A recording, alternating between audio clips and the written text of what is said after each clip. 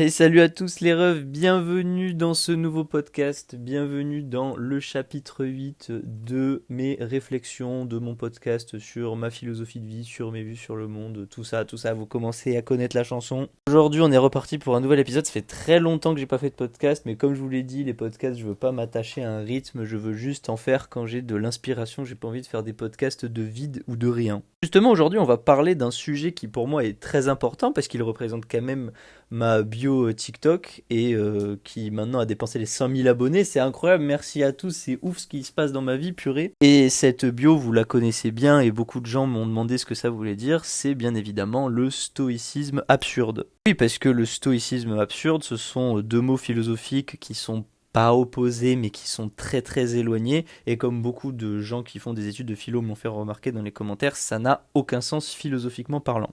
Et j'en suis très bien conscient, c'est précisément pour ça que j'ai choisi cette bio, c'est pour essayer de créer un petit décalage avec la philo traditionnelle. Et bien aujourd'hui, comme d'habitude dans ce podcast improvisé, je vous rappelle que je ne l'ai pas écrit, je vais essayer de vous définir ce que c'est selon moi mon stoïcisme absurde, qu'est-ce que j'entends par là, à quoi ça me sert et comment je l'utilise tous les jours. Alors j'ai déjà fait des podcasts sur comment utiliser le stoïcisme dans la vraie vie, j'ai déjà fait des podcasts sur le stoïcisme. Aujourd'hui, je vais continuer du coup ma lancée en expliquant ma philosophie stoïcienne absurdiste. Alors, dans une première partie, en fait, ce que je vais faire, c'est que je vais commencer à représenter du moins le stoïcisme et surtout à dire les points avec lesquels je ne suis pas d'accord dans le stoïcisme pour que vous compreniez mieux comment l'absurdisme vient se rajouter à ce stoïcisme justement. Ça, ce sera donc en deuxième partie et je finirai en troisième partie par expliquer concrètement dans ma vie ce que ça veut dire. Je donnerai comme exemple des choix que j'ai pu faire dans ma vie ou des situations même banales ou assez quotidiennes. Alors déjà en guise d'introduction, je vous invite très fortement à écouter mes podcasts précédents sur le stoïcisme et sur comment appliquer cette philosophie dans la vraie vie parce que je vais pas mal me baser sur cela. Et aussi pour continuer cette introduction, je ne peux que vous recommander quelques ouvrages que j'ai vus et revus plusieurs fois pour que cette philosophie se développe vraiment en moi. On peut citer Vinland Saga et les pensées pour moi-même de Marc Aurèle pour ce qui est du stoïcisme. Pour ce qui est de l'absurdisme, c'est surtout Albert Camus, comme vous en doutez, notamment L'étranger et le mythe de Sisyphe. D'ailleurs, j'en profite pour faire un petit aparté, mais dans L'étranger, c'est vraiment un roman, donc c'est plus facile à lire parce que y a une histoire, il y a des personnages et tout. Et là, c'est un moyen imagé de comprendre l'absurdisme, comme Vinland Saga, c'est un moyen imagé de comprendre le stoïcisme. Et ensuite, on va avoir l'essai philosophique qui là vraiment rentre dans les détails. Pour l'absurdisme, ça va être du coup le mythe de Sisyphe, et pour le stoïcisme, ça va être les pensées pour moi-même de Marc Aurèle, et après vous avez évidemment tout Sénèque, etc. Je précise aussi que je ferai un podcast entier dédié à l'absurde plus tard. Ce n'est pas encore le cas pour l'instant, je vais juste présenter les grandes lignes et ce dont je me sers. Mais après, je ferai un podcast entier pour dire comment j'ai découvert l'absurde, à quoi ça m'a servi, qu'est-ce que ça m'apporte, etc. Enfin bref, voilà, je vais arrêter de blablater dans cette introduction. On est parti. Alors d'abord, petit rappel sur le stoïcisme. Comme d'habitude, je vous lis la définition Wikipédia et je reviens sur les points assez rapidement parce que c'est déjà un truc que j'ai déjà fait un millier de fois sur internet, donc je ne vais pas non plus me répéter tout le temps. Mais le stoïcisme, c'est une école de philosophie hellénistique fondée par Zénon de Kition à la fin du IVe siècle avant Jésus-Christ à Athènes. Le stoïcisme est une philosophie de l'éthique personnelle influencée par son système logique et ses vues sur le monde naturel. Bon alors là, vous voyez direct dans quoi on est parti. Système logique, ça veut dire qu'on veut être des gens qui utilisent leur raison. On veut être des gens raisonnables, on veut être des gens raisonnés. On veut utiliser tout le temps des propositions presque mathématiques pour réfléchir dans nos vies, pour réfléchir sur nos émotions, pour réfléchir sur les autres, sur la manière dont notre société s'organise, etc. Pour ce qui est des vues sur le monde naturel, bon, et bien, ça c'est pareil, c'est la manière qu'on a de voir le monde qui nous entoure, de voir notre existence, etc. Il prône l'acceptation sereine du destin et la maîtrise de soi en s'efforçant de vivre en accord avec la nature et en se détachant des émotions perturbatrices. Selon ses enseignements, en tant qu'êtres sociaux, la voie de l'eudémonisme pour les humains consiste à accepter le moment tel qu'il se présente, à ne pas se laisser contrôler par le désir du plaisir ni la peur de la douleur, à utiliser son esprit pour comprendre le monde et à faire sa part dans le plan de la nature, à œuvrer avec les autres et à les traiter de manière juste et équitable. Voilà, donc ça c'est la grosse définition Wikipédia du stoïcisme que j'ai déjà décortiquée dans tous les sens. Je ne vais pas donc revenir dessus encore une fois. Comme je vous l'ai dit, en fait, la première partie de ce podcast, elle va plutôt être dédiée à l'explication des points avec lesquels je suis en désaccord avec le stoïcisme. Parce que dans mes podcasts, je parle en long, en large et en travers de ce que j'aime dans le stoïcisme, de ce dont je me suis servi, et vous pouvez retrouver ça sur mes podcasts, dans mes TikTok, partout où vous voulez. Mais maintenant, il faut faire évoluer sa pensée, et moi ma pensée elle a évolué de cela maintenant 9 mois, donc j'ai envie de vous partager comment elle a évolué. Alors du coup, petit contexte chronologique, on est en juillet 2023, je viens de rentrer de Suède, j'ai découvert le stoïcisme en long, en large et en travers en Suède, j'ai adoré ça. Mais en rentrant chez moi, je suis donc en vacances à Paris pendant 5 jours et je m'ennuie terriblement. Parce qu'en gros, je logeais chez quelqu'un à Paris et la journée, j'avais rien à faire. Et un jour, je me dis, bon, ben, tu vas faire un truc que tu n'as jamais fait depuis le stoïcisme, tu vas continuer à lire de la philosophie en fait. Parce que je me suis dit, bon, ben, le stoïcisme c'est bien, mais maintenant, intéresse-toi à plus que ça dans la philosophie parce que je suis sûr qu'il y a mieux ou qu'il y a des choses différentes dont tu pourras tirer des choses. Et donc un matin de ce séjour à Paris en plein mois de juillet, il n'y avait personne, je décide d'aller au Gilbert Joseph à côté de l'arrêt de métro Cluny-la-Sorbonne sur la 10 à Paris pour ceux qui connaissent. Je rentre dans le magasin et je me dis alors qu'est-ce que tu vas acheter comme livre ? Et il y a un livre qui revenait beaucoup dans mes oreilles ou même sur les commentaires de mes TikTok dont tout le monde me parlait, un grand classique de la littérature française que j'avais envie de commencer, c'était bien évidemment L'étranger de Albert Camus. Alors bon, je vais vous dire en deuxième partie tout ce qui est ce côté absurde, mais en tout cas le fait est que j'ai lu ce livre très rapidement, j'ai adoré, et en fait même en le lisant, je me suis rendu compte qu'il mettait en évidence plusieurs points du stoïcisme qui en fait m'énervaient, ou alors du moins qui me dérangeaient. Alors ces points ils sont nombreux, et je m'en suis beaucoup rendu compte en relisant les pensées pour moi-même en live avec vous sur TikTok, mais déjà le plus évident d'entre eux, ça va être la question de la religion. Parce que la majorité, si ce n'est pas la totalité des stoïciens, étaient des religieux, ou du moins des croyants. Alors ça peut être de l'hellénisme, ça peut être d'autres religions, peu importe, le fait est que moi je suis totalement athée. Et le problème c'est que le stoïcisme donnait beaucoup de sens à sa philosophie par la religion. Par exemple, pour ce qui est de la vertu, Marc Aurèle disait qu'il était bon d'être vertueux pour se rapprocher des dieux parce qu'on pouvait aspirer à être comme eux. Et moi, j'aspire pas du tout à être comme un dieu, c'est pas du tout mon but sur Terre. Et c'est ce genre de propos qui a été mis en évidence par l'absurde, parce que l'absurde sous-entend que la vie n'a aucun sens, que je me suis dit, oui, la vie n'a aucun sens, Dieu n'existe pas, pourquoi je voudrais me rapprocher de quelque chose qui n'existe pas ? Donc c'est là où j'ai commencé à un peu tilter pour ce côté-là du stoïcisme, et ensuite il y a eu plein d'autres problèmes. En relisant les pensées pour moi-même, par exemple, j'ai revu ces phrases démoniaques sur la question de l'objectif. C'est-à-dire que les stoïciens considèrent que si on n'a pas de but profond dans notre vie, un dessein qui nous fait vivre, qui nous fait lever tous les matins, un objectif à très long terme comme ça qui nous donne envie de travailler et de vivre, la vie ne vaut pas la peine d'être vécue. Et ça pareil, c'est un truc que l'absurdisme m'a fait me rendre compte, c'est que moi j'ai pas besoin d'objectifs dans la vie pour être heureux, j'ai même pas besoin d'objectifs dans la vie pour vivre.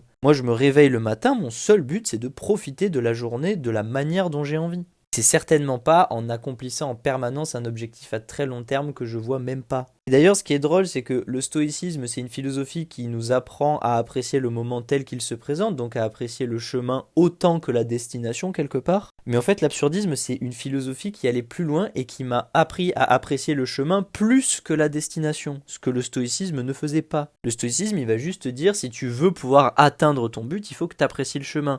L'absurde, il va te dire, mais t'as même pas besoin de vouloir atteindre un but pour apprécier ton chemin. En fait, le stoïcien, il va te faire marcher sur un chemin de randonnée très long et très beau, mais qui finira au sommet. L'absurdiste, il va te faire faire le tour du Mont Blanc. Une boucle. C'est-à-dire que tu reviens à ton point de départ, ce qui n'est même pas un objectif. Bon, évidemment, vous avez compris la métaphore, mais c'est juste pour vous exprimer le fait que, selon moi, la vision absurde du monde aide beaucoup mieux à apprécier chaque jour de manière individuelle. Et ensuite, un autre gros problème du stoïcisme, et ça, il a surtout été remarqué chez moi quand j'ai commencé à avoir des problèmes de cœur. Parce que pour vous resituer le contexte, quand je suis arrivé en Suède en mars 2023, mes problèmes de cœur, ils étaient en cours, le stoïcisme m'a aidé à guérir. Puis ensuite, j'ai plus rien eu, et puis quand j'ai eu des problèmes de cœur, je me suis dit, le stoïcisme, en fait, ça ne fait pas tout.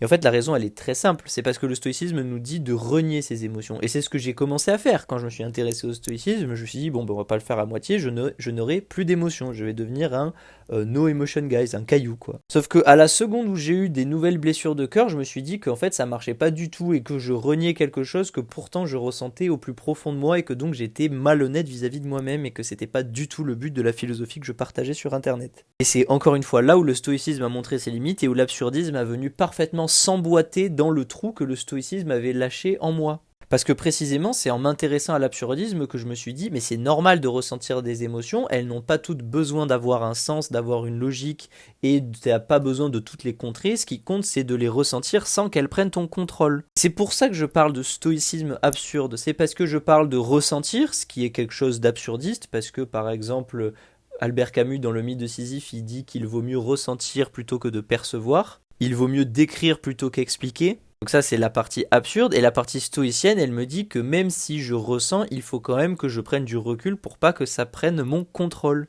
Et c'est comme ça que j'en suis venu à la conclusion que je voulais être un stoïcien absurde et que les deux ne sont pas incompatibles. Parce que précisément si je tirais trop dans l'absurde, des fois je passais ma vie à ressentir et donc à me faire submerger et à ne plus pouvoir vivre d'autres choses que j'avais quand même envie de vivre. Donc non, selon moi, ces deux philosophies ne sont pas totalement incompatibles, même si à première vue elles n'ont rien à voir. Et en fait, même d'ailleurs, parler de stoïcisme absurde, ça n'a aucun sens, parce que le stoïcisme, par définition, c'est une philosophie qui vise à avoir un objectif, une vertu et quelque chose de précis. Moi, quand je parle de stoïcisme absurde, c'est-à-dire que j'essaye de faire du stoïcisme qui n'a aucun sens. Je sais que c'est assez difficile à suivre, mais là, quand même, on est déjà à 11 minutes dans le podcast, je pense que vous commencez à saisir l'idée. Mais c'est pas pour autant qu'il n'y a pas des valeurs dans le stoïcisme que j'adore. Par exemple, ce qui va être le détachement au bien matériel, ça c'est quelque chose que j'adore. Et c'est d'ailleurs aussi une manière de penser qu'on retrouve dans l'absurdisme. Parce que si la vie n'a aucun sens, les choses qu'on possède n'en ont pas non plus. Mais encore une fois, il y a d'autres choses avec lesquelles j'ai du mal, comme par exemple le fait que les stoïciens pensent que tout soit enraciné dans la nature et que tout vient de la nature à la base. Moi je pense qu'il y a eu énormément de modifications et de parler encore de nature humaine, je trouve que c'est une erreur assez colossale. Aujourd'hui on peut plus parler de nature humaine parce que ça dépend tellement de la famille où on grandit, de la région, du pays, de continent, de tout ça où on grandit, que parler de nature humaine, je trouve ça un peu déplacé. Et bref, ça c'est encore un autre débat dans lequel l'absurdisme ne rentre pas du tout. Et du coup, maintenant on va rentrer dans la deuxième partie, donc concrètement, qu'est-ce que l'absurde m'a apporté ? Parce que là, je vous ai juste parlé des morceaux où l'absurdisme et le stoïcisme se rejoignent, mais maintenant on va aller un peu plus loin dans l'absurdisme et on va essayer de comprendre qu'est-ce que vraiment moi ça m'a apporté au quotidien dans ma vie. En fait, selon moi, l'absurdisme, il y a plusieurs moyens de le voir. Il y a l'absurdisme que je vais appeler déprimant et l'absurdisme que je vais appeler positif. En fait, selon moi, une phrase qui représente très bien pourquoi est-ce qu'on peut voir deux sortes d'absurdes, c'est la phrase « la vie n'a aucun sens ». Parce que, en effet, si la vie n'a aucun sens, pourquoi est-ce qu'on la vivrait ? Pourquoi est-ce qu'on se lèverait le matin ? Pourquoi est-ce qu'on irait en cours ? Pourquoi est-ce qu'on voudrait trouver un travail ? Pourquoi est-ce qu'on voudrait trouver l'amour ? Pourquoi est-ce qu'on voudrait faire des activités avec de l'adrénaline ? Pourquoi est-ce qu'on voudrait aller dans des musées ? Pourquoi est-ce qu'on aime voir les animaux ? Pourquoi est-ce qu'on aime respirer ? Pourquoi est-ce qu'on aime rire ? Pourquoi est-ce qu'on aime manger ? Pourquoi est-ce qu'on aime danser ? Moi, je pense que précisément ce qui nous donne envie de faire tout ça, c'est que la vie n'ait aucun sens. Et le fait que la vie n'ait aucun sens, c'est pas du tout déprimant, au contraire, parce que la vie n'a que le sens que vous avez envie de lui donner.